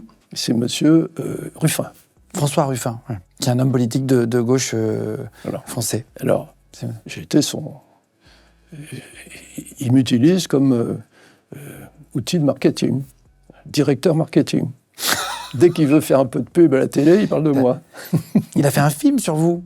Oui. Qui s'appelait Merci Patron? Absolument, oui. Alors ça, j'ai regardé. Vous l'avez regardé? Celui-là, j'ai regardé, oui. Parce qu'on m'en a tellement parlé, j'ai quand même le regardé. Et je veux dire, il était assez rigolo. C'est vrai? Oui, bourré d'erreurs. Hein. Bourré d'erreurs, mais assez rigolo. Et je crois d'ailleurs que ça lui rapportait beaucoup d'argent, mais tant mieux pour lui. Hein. Mais il y avait des choses fausses dedans? C'est bourré d'erreurs, oui. Je ne peux plus vous dire exactement quoi, mais je les avais notés, c'est bourré d'erreurs. Il vous reprochait d'avoir fermé un atelier, je crois. Oui, il y a des tas de trucs comme ça. C'est toujours au sujet de l'affaire Boussac. Là. C'est un truc qui remonte à 50 ans. Mais, si vous voulez... Je crois que je ne suis plus utilisé pour son marketing, qui est d'ailleurs un peu en baisse. Hein. Depuis que M. Mélenchon l'a peut-être un peu écarté, pourquoi? Comme il n'a pas le talent de M. Mélenchon pour faire des discours, je pense qu'il est un peu en train de tomber aux oubliettes, mais bon, je ne sais pas, je ne veux pas me mêler de ça. Il y a eu le rachat d'LVMH après. Oui. Autre étape importante dans votre carrière, 3 juin 1987, il y avait Alain Chevalier, donc du côté Moët & Cie, et Henri Racamier du côté Louis Vuitton. Ils vont fusionner leur groupe à l'époque, ils vont faire un groupe de luxe, donc LVMH. Ils vont se déchirer à l'époque, j'ai bien compris l'historique. Monsieur Racamier va faire entrer un investisseur extérieur, c'est vous, qui allez arriver, et vous allez racheter des actions et prendre en fait la tête je crois que c'est 2 ans plus tard, la tête du groupe. Est-ce que c'est à peu près ça? Est-ce que quand vous arrivez chez LVMH, que vous rentrez d'abord petit actionnaire, est-ce que vous saviez que vous vouliez prendre le contrôle du groupe, ou est-ce que ça s'est fait naturellement par des opportunités qui arrivent? Comment ça se passe? Bah, si vous voulez, dans cette affaire-là, quand j'ai fait cette opération, je suis rentré. Tout le monde disait c'est un mariage d'égo extraordinaire et c'est pratiquement une affaire qui roule très bien, avec un management très calme, etc. Bon, ok. Moi, il se trouve qu'avant même ce moment-là, il y a eu la crise de 87, et j'avais acheté des actions. Bon. Donc ça m'intéressait de voir un peu comment ça évoluait. Et puis surtout, ils étaient propriétaires des parfums Dior. Et moi, j'avais la couture. Donc ça m'intéressait aussi de voir s'il n'y avait pas un rapprochement possible avec la couture, parce que je pense que pour une maison de couture, il est fondamental de pouvoir gérer ses parfums. Et là, c'était séparé, donc ça entraînait des problèmes. Et quand je suis arrivé donc, là, je me suis aperçu qu'en fait, et ça c'était peut-être 1 an après la fusion, les 2 dirigeants se battaient, mais étaient complètement antagonistes. Et que l'affaire, si on la laissait comme ça, allait avoir de gros problèmes. Et donc, je leur ai dit, c'est pas possible. Hein. L'un des 2, sur Acamier, voulait annuler la fusion et vendre la partie vin et spiritueux à nos partenaires anglais de distribution. On a dit, ça, c'est pas possible de faire ça. Et je m'y suis opposé, et c'est de là que s'est lancée la dispute. Et finalement, j'ai pris le contrôle. Et d'ailleurs, les actionnaires de la famille de M. Racamier, ils sont partis à ce moment-là. Ils ont vendu leurs actions, je sais pas quoi. Mais ils auraient bien fait de rester. S'ils seraient restés, ils auraient gagné beaucoup d'argent. Oui. Mais on a toujours, chez Vuitton, un certain nombre de membres de la famille Vuitton. De l'époque. Qui eux sont restés. Qui s'appellent Vuitton. Oui. Je crois que quelqu'un vous a dit, à l'époque où vous avez racheté Louis Vuitton, vous a dit, de toute façon, c'est déjà au top, vous ne pourrez pas faire mieux. Oui. Oui, quelqu'un m'a dit ça. Un de mes amis investisseurs, oui. Vous avez fait fois 1000 aujourd'hui, non? Mais simplement, il ne connaissait pas le métier, si vous voulez. Donc, il disait, oh, je vois beaucoup de sacs Vuitton. Il dit, oui, vous voyez beaucoup de sacs Vuitton, parce qu'il était à Paris, dans les cercles où on vendait pas mal de sacs Vuitton. Sauf qu'il n'avait pas vu différentes choses. Par exemple, il n'a pas vu qu'à l'époque, on n'était pas encore implanté en Chine. Vous voyez? OK? Qu'à l'époque, on avait une distribution extrêmement limitée aux États-Unis. Et que tout le marché mondial était en train de s'ouvrir. Voilà. Vous ne voyez pas tout ce qui pouvait arriver, c'est ça? Donc, voilà. Bon. Vous avez une passion, c'est le piano et la musique. Vous êtes un grand amateur de piano. Comment est-ce que vous êtes tombé dedans? Je crois que c'est vraiment quelque chose d'important pour vous. Alors ça, c'est familial. Ma mère jouait un peu de piano. Mon père jouait beaucoup de violon. Je me rappelle encore entendre mon père le dimanche matin s'entraîner à jouer le concerto de Sibelius. Et ça m'a donné envie de me mettre au piano. Et voilà, donc j'ai fait du piano. J'ai même été lauréat d'un concours quand j'étais avant le baccalauréat. Je crois que j'avais 13 ans ou 14 ans. Et ça m'a toujours passionné, oui. Et maintenant, j'écoute des concerts. Vous en avez fait des concerts, d'ailleurs? Oui. Oui, mais enfin bon, je n'ai pas fait des concerts en soliste. Hein.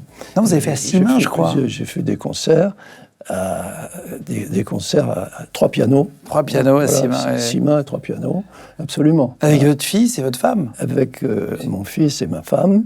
On en a fait juste avant les problèmes avec la Russie à Moscou, dirigé par Vladimir Spivakov, concerto de Mozart. Et oui, quand j'ai un peu de temps, j'essaie de jouer du piano. Si vous voulez, je peux vous raconter une anecdote aussi qui m'est arrivée. Parce que il y a quelque temps, vous savez qu'on a une très belle salle de concert dans la fondation Louis Vuitton. Bon.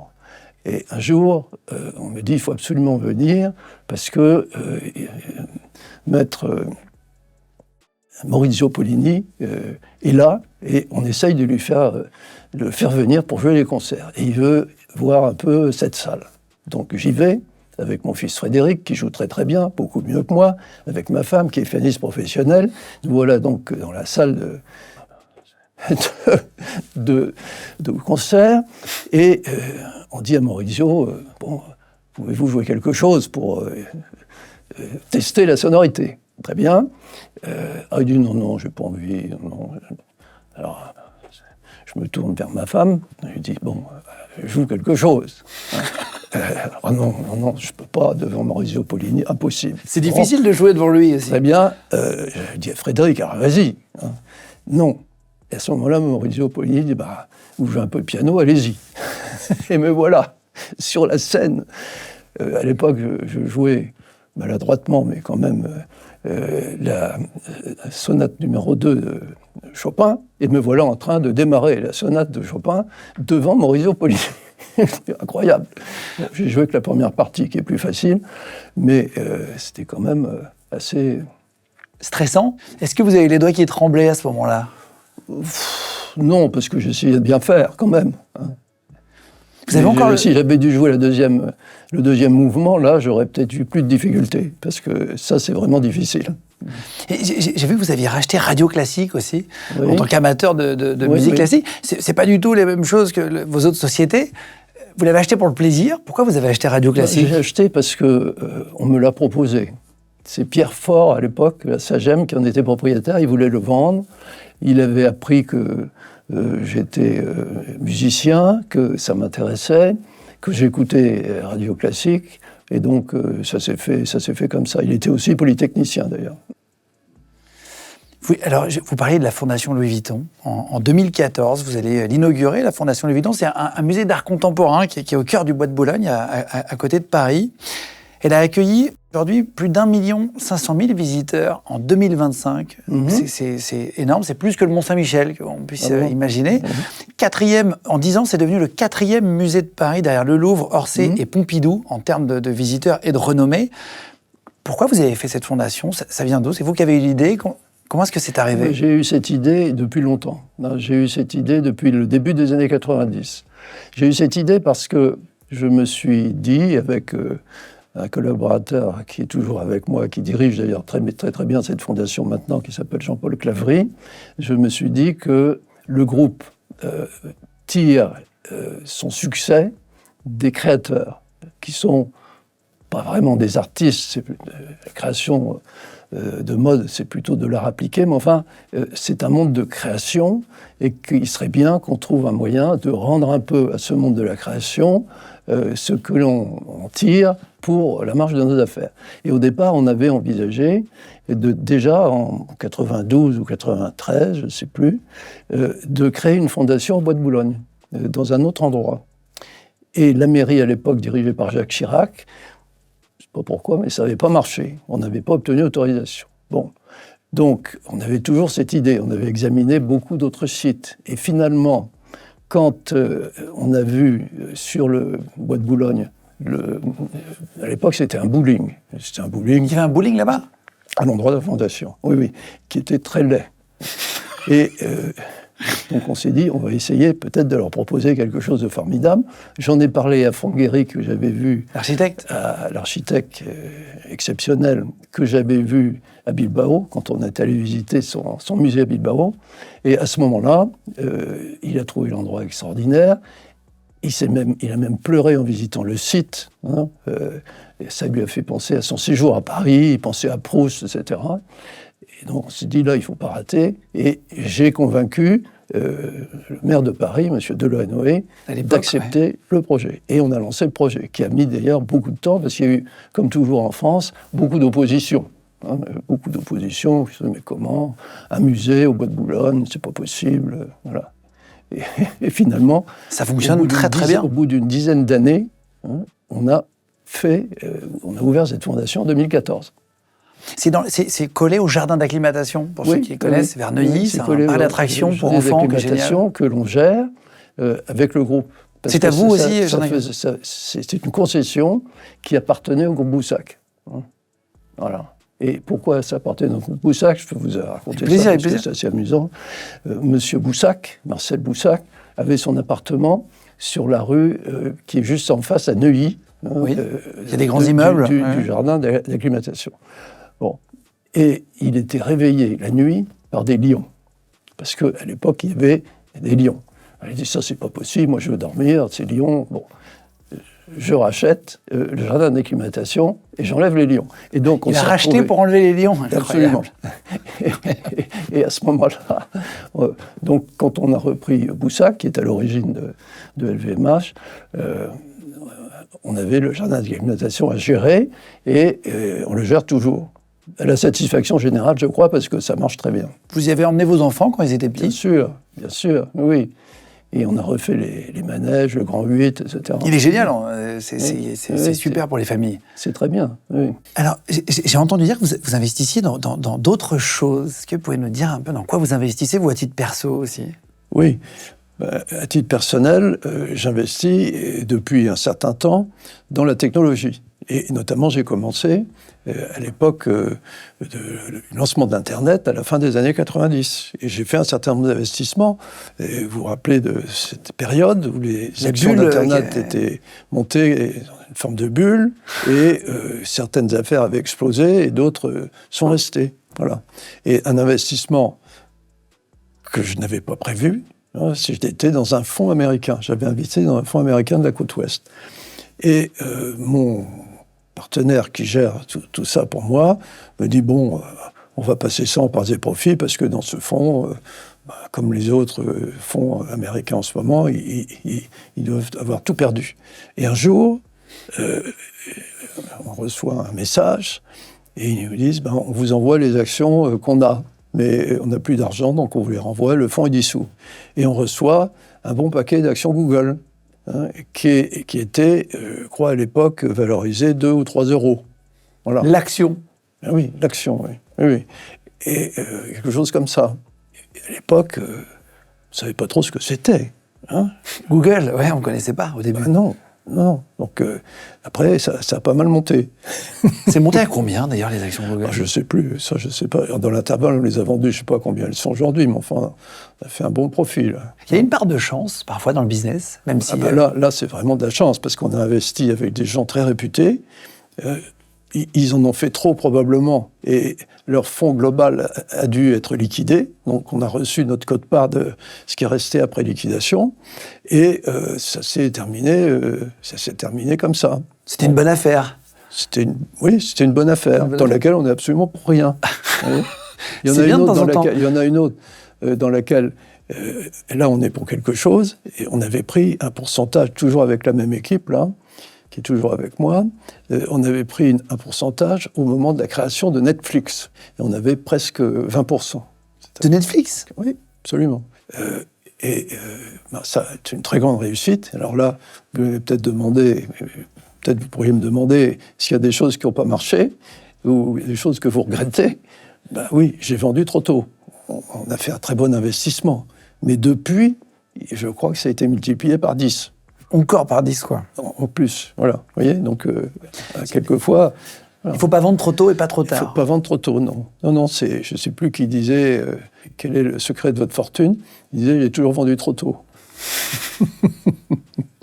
Il y a une histoire avec Steve Jobs, si vous voulez bien. Oui, pour terminer l'émission, j'ai 2-3 questions. Oui. Steve Jobs, je crois que vous le connaissiez. Oui. Vous lui avez donné un conseil qui inspire aujourd'hui encore, qui a inspiré les boutiques. Oui, il nous avait demandé si on pouvait lui donner quelques conseils au moment où il a lancé ses ventes en boutique. Et à l'époque, personne dans le métier de la technologie ne vendait ses produits, et il n'y avait pas encore le téléphone à l'époque, ne vendait ses produits dans des boutiques. Et on lui avait dit, si vous voulez faire des belles boutiques, venez voir un peu ce que fait Vuitton. Il avait envoyé quelqu'un pour voir ça. Il m'en avait parlé, et on lui a conseillé de se mettre plutôt dans les endroits où il y a Vuitton, notamment une très belle boutique que j'ai encore vue la semaine dernière à Tokyo, sur Ginza, magnifique, où il y a toujours une foule formidable chez Apple. Et donc il était évidemment très intelligent et très sympathique. Et la dernière fois que je l'ai vu, c'était à Bruxelles. Là, on a parlé, et il m'a dit, mon iPod... Et là, je pense qu'il venait de lancer le téléphone. C'était le tout début. Tu sais, mon téléphone, là, c'est très très bien, mais toi, c'est encore mieux, parce que moi, je suis sûr que ton Pérignon, dans un siècle, il sera encore là, mais mon téléphone, il sera complètement dépassé. Il était drôle. Hein. Vous avez rencontré plein de gens dans votre carrière. Qui vous a le plus impressionné ? Parce que vous parlez tout ça de Donald Trump, de présidents, de grands... des entrepreneurs, vous les connaissez quasiment tous. Qui vous a le plus impressionné dans votre vie ? Alors, ça, c'est une question difficile. Oui, parce qu'il y en a beaucoup. Voilà. Il y en a plusieurs, mais peut-être celui qui m'a le plus impressionné sur le plan intellectuel, personnalité et connaissances du monde, avec qui j'étais devenu ami, et qui, chaque fois qu'il venait à Paris, il venait dîner à la maison, c'est Henry Kissinger, qui était quelqu'un d'extraordinaire. Quand il vous parlait de la situation géopolitique, c'était passionnant, c'était quelqu'un d'extraordinaire. Et pourtant, il n'était pas toujours écouté. Une fois où j'avais dîné avec lui, il m'a dit quand même, c'est très énervant, je fais des mémos, quand même un mémo d'Henry Kissinger sur la géopolitique, quand on le reçoit, on le lit. Il avait fait un mémo à Obama. Il m'a dit, je lui envoie régulièrement des mémos, il les lit même pas. Bon, voilà. En 2006, vous allez vivre un drame, vous allez perdre votre sœur, Dominique. Est-ce que je peux vous en parler? Je peux vous poser une question? Oui. Vous étiez très proche d'elle? Vous aviez quelle relation avec Dominique? On était très proches. On avait passé notre enfance ensemble. Ensuite, elle avait eu une activité de commissaire-priseur dans le nord de la France quand moi j'étais en train de démarrer la reprise du groupe Boussac, puis Dior, puis LVMH. Et elle était venue ensuite à Paris. Et elle avait un grand sens esthétique. Elle aimait beaucoup, notamment, les bijoux. Et elle était avec moi quand j'ai repris une marque très connue, en tout cas en France et en Europe, qui s'appelle Fred. Et elle a été, et je lui ai demandé si ça l'intéressait de diriger ça. Elle l'a fait. Elle a donc dirigé cette marque et avec beaucoup de succès, et jusqu'au jour où, malheureusement, elle était très jeune, elle était un peu plus jeune que moi, 1 an de moins, elle a succombé à un cancer. Et ça, pour moi, c'était une catastrophe, c'était inattendu, et d'autant que ce type de cancer, je ne vais pas rentrer dans les détails, mais aujourd'hui, ne serait plus mortel. Vous voyez, voilà. Et ma sœur... C'était vraiment une personne extraordinairement gentille, très orientée vers les arts et la culture, et qui me manque beaucoup. Je crois que j'y pense presque tous les jours. Encore aujourd'hui? Oui. Est-ce qu'elle vous a appris quelque chose? Vous vous souvenez toujours et que vous utilisez parfois? Quand on est face à la mort, ça fait réfléchir. Ça fait réfléchir sur la fragilité de l'être humain. Voilà. Ça a changé votre rapport à la mort?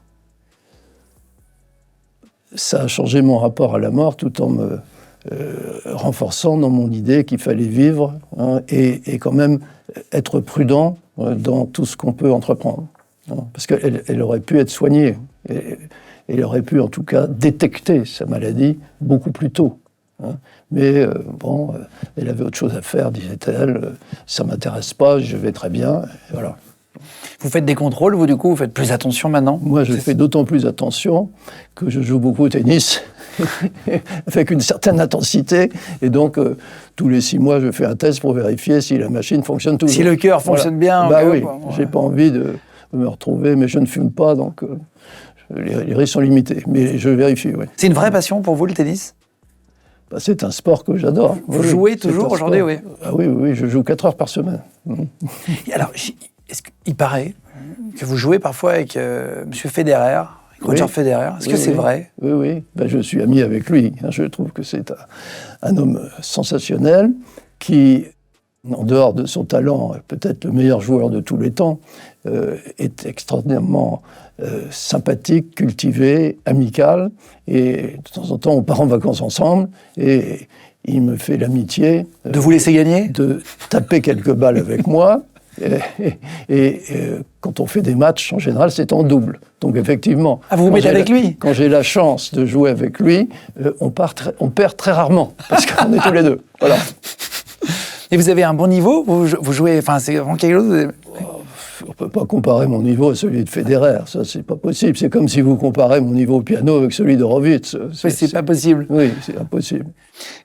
Vous êtes un grand amateur et collectionneur d'art aussi. Oui. Vous avez une très belle collection d'art. Vous avez commencé il y a très longtemps, je crois. je ne sais plus à qui j'ai dit, tiens, mais on m'a dit que vous aviez une très belle collection, mais pas parce que vous avez les moyens, parce que vous avez du goût, vous aviez su avant les autres savoir quel artiste allait... Oui, en tout cas, j'ai commencé à m'intéresser au tableau en allant avec mes parents visiter les musées. Oui. Il y a un très beau musée à Lille, de très beaux Bruegel. Il y a un très beau musée à Bruxelles, c'est tout près aussi. Il y a également de très beaux tableaux flamands. Donc j'ai commencé à visiter les musées, à visiter les expositions avec mes parents, et j'ai tout de suite été intéressé par ça. Et ensuite, progressivement, avec la Fondation, j'ai été amené à acheter un certain nombre de tableaux pour la Fondation. J'en achète un peu aussi pour moi. Voilà. Mais c'est un domaine très, très passionnant et dans lequel on rencontre des artistes. Par exemple, quand j'habitais New York, où j'avais à l'époque, c'était en 80, dans les débuts des années 80, j'avais pas beaucoup de moyens. Donc j'allais voir les galeries et on voyait des grands artistes, Warhol, etc. Bon, évidemment, je ne pouvais pas acheter. Et il y en a un que j'avais repéré dans les galeries, qui s'appelait Basquiat, et qui, à l'époque, incroyable, n'était pas vraiment un artiste dont la cote était fortement montée. Et donc là, j'en ai acheté quelques-uns. Oui, voilà. C'était une bonne affaire, là. Que j'ai toujours. Mais vous n'avez jamais revendu de tableau? Non. Non, mais j'achète pas les tableaux pour faire un placement, même si ça arrive, mais parce que la valeur augmente. La force des choses. La valeur augmente. Mais quand vous aimez un tableau, voilà, vous n'avez pas envie de vous en séparer. Sauf si vous en avez besoin, mais ce qui n'est pas mon cas. Est-ce qu'il y a une pièce que vous rêviez d'avoir, que vous n'avez pas réussi à acheter? Alors, pour la Fondation, j'ai à plusieurs reprises essayé d'avoir certaines pièces que je n'ai pas réussi à avoir. Par exemple, j'avais essayé, mais ça, c'est pas possible, de faire venir à Paris Guernica. Bon, ça n'a pas marché. En revanche, j'ai réussi, pour la première exposition de la Fondation, donc en 2014, de faire venir le Cri de Munch, qui est un tableau aussi historique. C'est un tableau formidable. Oui, je vous le mets à l'image, comme ça vous le voyez. Oui, voilà, vous pouvez mettre l'image.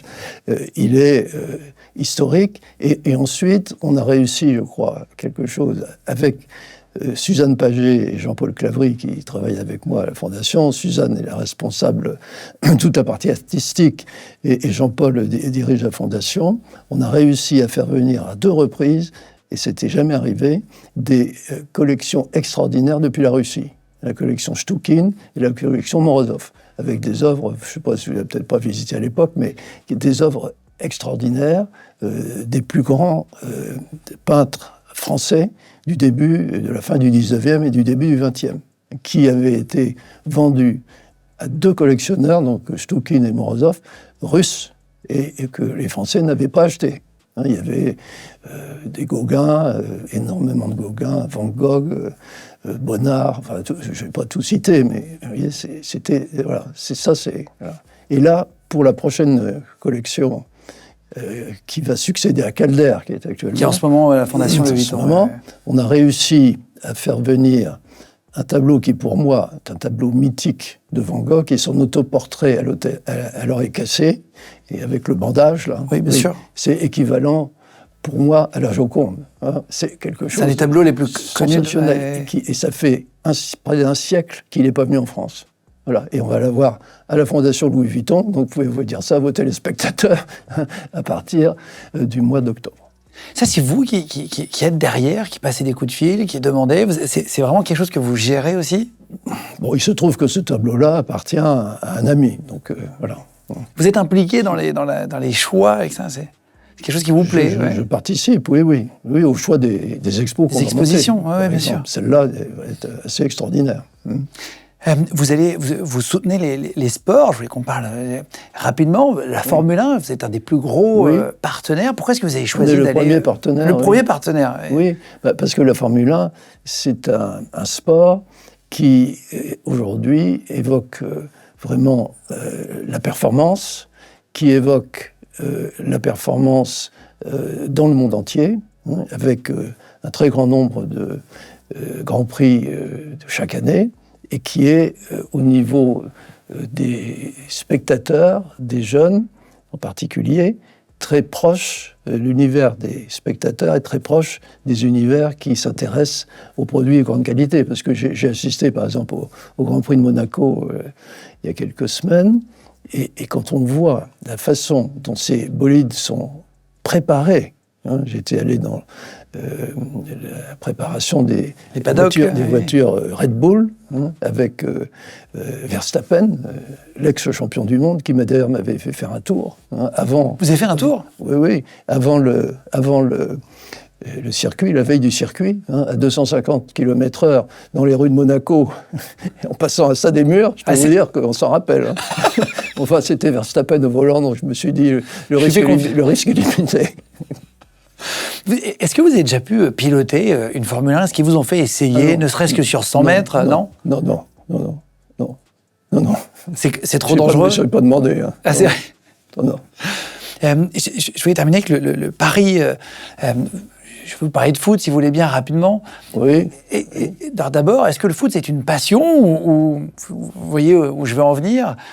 Oui, vous voyez, parce qu'on a acheté le Paris Football Club. Bon, alors là, je dois dire, j'ai été poussé par mes enfants, qui sont tous passionnés de foot, et qui m'ont dit, bon, c'est un investissement pas très élevé, mais qui a beaucoup de potentiel, parce que c'est le 2e club de Paris, et moi je leur ai dit, d'accord, mais bon, si vous faites ça, moi je le soutiens, mais d'abord il faut passer en première division. En Ligue 1. Qui était en Ligue 2 quand vous l'avez racheté. La première année, ils étaient en Ligue 2, et là ils sont passés en Ligue 1. Alors je dis, maintenant, il faut arriver à être sélectionné pour les matchs européens. Alors j'attends de voir s'ils vont y arriver. Sans que ça coûte trop d'argent, parce que voilà, il faut trouver les bons joueurs, mais on a là aussi, on a Red Bull comme associé, qui ont plusieurs équipes de foot et qui sont particulièrement bons. Est-ce que vous allez pouvoir battre un jour le PSG, être au-dessus dans le classement, je parle, parce que battre sur des matchs, c'est arrivé. Oui, mes fils me disent, on est le seul club cette année à avoir battu 2 fois le PSG. Bon, mais malheureusement, c'était pas dans la finale de la Coupe d'Europe. Je sais pas, ça, voilà. Je leur laisse faire ça, moi je m'occupe du reste. Pour terminer, vous avez eu plein de succès dans votre grande carrière. Quel est le plus beau cadeau que vous avez pu faire à vos enfants ? Je pense que, je ne sais pas si c'est un cadeau, mais en tout cas, c'est quelque chose que je leur ai donné et que je leur ai permis de cultiver, c'est le goût du travail. Parce que ils ont tous, quand même, le goût du travail. Je le vois. Et vous savez, LVMH, je dis souvent ça aux nouveaux candidats ou aux nouveaux recrutés. LVMH, c'est pas une entreprise normale. C'est pas une entreprise anonyme avec un conseil d'administration anonyme où vous changez les gens comme ça et vous connaissez à peine les gens qui sont au conseil d'administration. LVMH, c'est une famille, c'est une entreprise familiale et à l'intérieur de LVMH, c'est une famille. Et donc, je demande que tous chez LVMH se considèrent comme membres de la famille. Et c'est pour ça que les enfants, ils sont très bien là-dedans. On verra comment ils évoluent, on verra en fonction de leur qualité, de leurs résultats, comment ils peuvent progresser. Ils sont tous encore jeunes, donc tout va bien.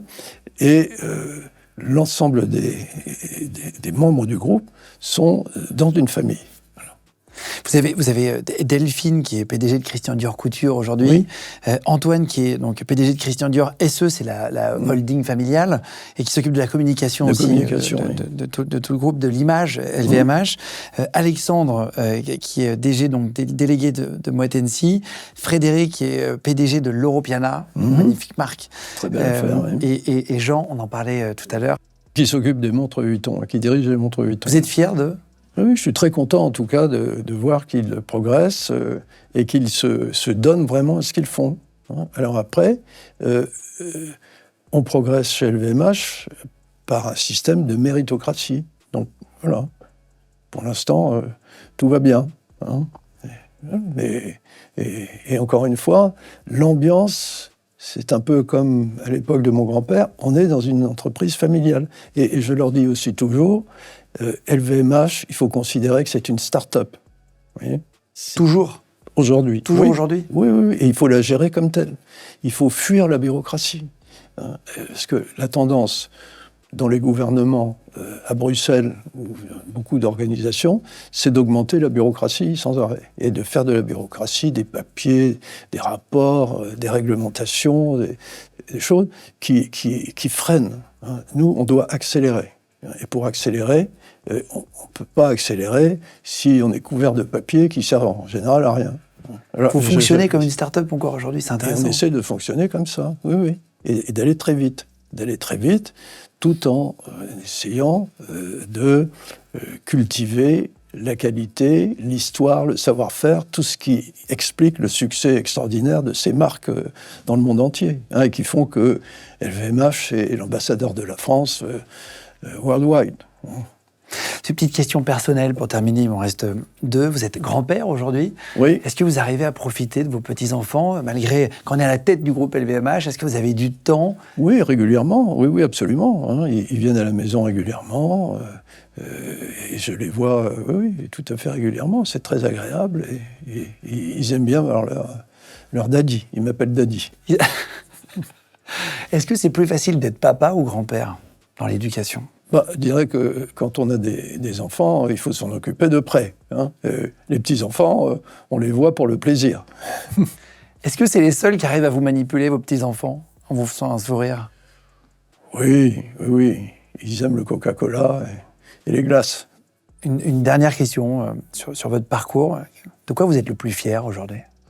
Bon, évidemment, d'avoir créé, je crois que c'est une des premières fois, un leader mondial français, qui est en outre la première capitalisation française et qui a encore beaucoup de potentiel et qui n'en est qu'au début. Et donc, j'ai encore beaucoup d'années pour m'amuser à gérer LVMH et à faire progresser tous les collaborateurs et membres de ce groupe dans le futur. Voilà. C'était quoi la meilleure décision de votre vie, pour terminer? C'était sans doute de démarrer depuis l'entreprise roubaisienne l'aventure Boussac et Dior. Et de déboucher sur qui aurait pu prédire qu'à partir d'une entreprise en difficulté, qu'on a redressée, on allait monter en France un leader mondial. Mais bon, il faut toujours gérer les entreprises de près. Je vais vous poser 2-3 questions sur l'entrepreneuriat, si vous voulez bien. Okay. Quelle est l'erreur que font 90% des jeunes entrepreneurs? Certains d'entre vous qui ont envie d'être entrepreneurs, quels conseils on pourrait donner pour éviter certaines erreurs qu'on peut faire souvent? Bon, quand on démarre une entreprise, d'abord, il faut être passionné. Et il faut avoir envie de travailler dans le domaine que vous voulez lancer. C'est la première des choses, il faut être vraiment passionné. Ensuite, il faut, je crois, être patient. Il ne faut pas croire que ça va marcher immédiatement. Comme je le disais cette semaine, où je suis allé à Vivatech pour... vous savez qu'on est cofondateur de Vivatech. Et on posait aussi des questions sur les startups. Ce qui compte le plus, au-delà de l'idée qu'il faut avoir au début, bien entendu, il faut vraiment avoir une bonne idée, mais c'est l'exécution. Et donc, quand on lance une start-up, ou quand on veut démarrer une entreprise, même si c'est dans un domaine qui n'est pas dans la technologie, il faut avoir le sens de l'exécution. Et puis, il faut aussi être prêt, je crois, à rencontrer des difficultés. Il ne faut pas avoir peur des difficultés, voire des crises, parce que c'est très fréquent. Il ne faut pas se décourager. La première difficulté, la première fois où le banquier vous appelle en vous disant « Oh là là, attention, le crédit est trop important, il faut résister. » Il ne faut jamais baisser les bras. Non, si l'idée est bonne. Si vous prenez par exemple le domaine de l'Internet, je crois qu'au départ, Facebook, il y en avait plusieurs dizaines qui faisaient la même chose, à peu près la même chose, avec des listings d'étudiants dans telle ou telle université. mais il n'y en a qu'un qui a marché. Et c'est l'idée était là. Mais l'exécution était Mais il n'y en a meilleure. qu'un qui a réussi à le faire marcher, c'est Mark Zuckerberg. Est-ce qu'il faut suivre sa passion ou saisir des opportunités qu'on peut avoir en business? L'idée, c'est que les opportunités soient liées à la passion. Que vous, voilà. Ça, c'est le top. C'est Ouais. oui, C'est le mieux. Oui. Et un de mes principaux amis et conseillers au début, c'était Antoine Bernheim. Il me disait toujours, le secret, c'est d'être au bon moment, au bon endroit. Vous voyez, ça. Donc, un peu de chance quand même. Et ça joue. C'est La chance indéniable. dans l'entrepreneuriat, oui. Quand on veut, investir, il faut avoir un peu de chance, oui. Qu'est-ce que vous ne pardonnez pas dans le business? Ce que je ne pardonne pas dans le business, c'est le mensonge, quoi. Le mensonge. Parce que ça arrive, ça m'est arrivé, de me faire mentir. Oui. Pas rentrer dans les détails. C'est pas le sujet. Voilà. Est-ce que votre père vous a donné un conseil aussi dans le business que vous gardez précieusement? Mon père, oui, il me donnait des conseils quand je suis arrivé. Parce que d'un côté, il était très fier que j'arrive. Un polytechnicien qui arrive à Roubaix, je crois qu'il n'y en avait pas d'autres à l'époque. Bon, d'accord, lui était centralien.